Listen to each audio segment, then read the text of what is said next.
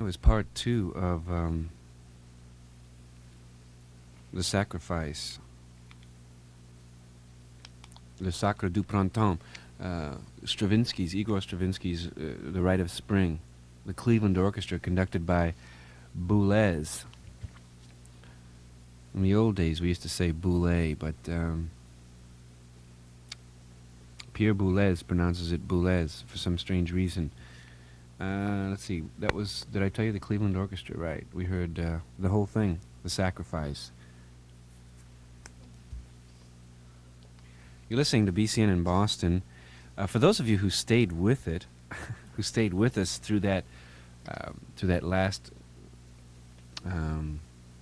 piece, you probably will be rewarded because we're going to be doing a little song that you've never heard before, or you've never heard this version of it before. Well, I don't even know what song it is. Let's see. It's going to be. Is it going to be this one here? Is that the song? It's going to be the one to follow that, right? Yeah. Okay. Well, I don't even know which one it is. I know that yeah. Okay.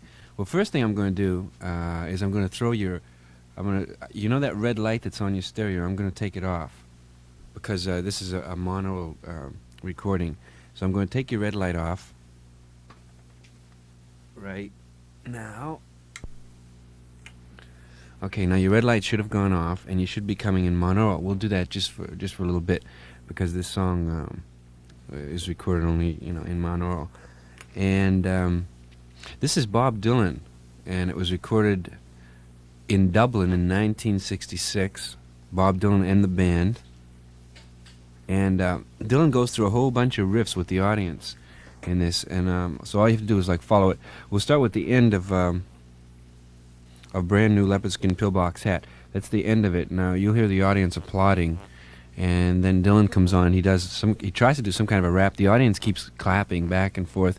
How you do it at remember when you were in high school at the cafeteria and the food was really terrible and you started clanging on glasses and stuff, or when you're waiting for a waitress in the top of the hub and she doesn't come by, you start clanging.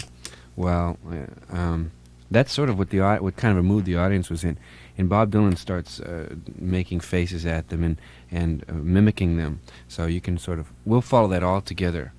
At least that's what I'm told is what happens. This is WBCN in Boston. Let's do that Dylan thing. Dylan and the band live in Dublin. We'll put your red light on in just a second. Rather, we'll put it on at the end of this song. This is WBCN in Boston. A couple of songs from one of those rare tapes. This one featuring Bob Dylan and the band, 1966 in Dublin. That was One Too Many Mornings and the Ballad of the Thin Man. Coming out, apparently, at least in my headphones, it only came out in one speaker, and we shoved you in mono to try to get it to come out two speakers, but I guess that weren't the answer. So, if you watch your radios real close, you'll see that little red light go back on. All right, here's what we do. We say, plunk your magic twanga froggy. Hiya, kids. Hiya, hiya, hiya. A very sensuous experience awaits you at 281 Newbury Street. Magic Mountain waterbeds have come to Boston at a price everybody can afford.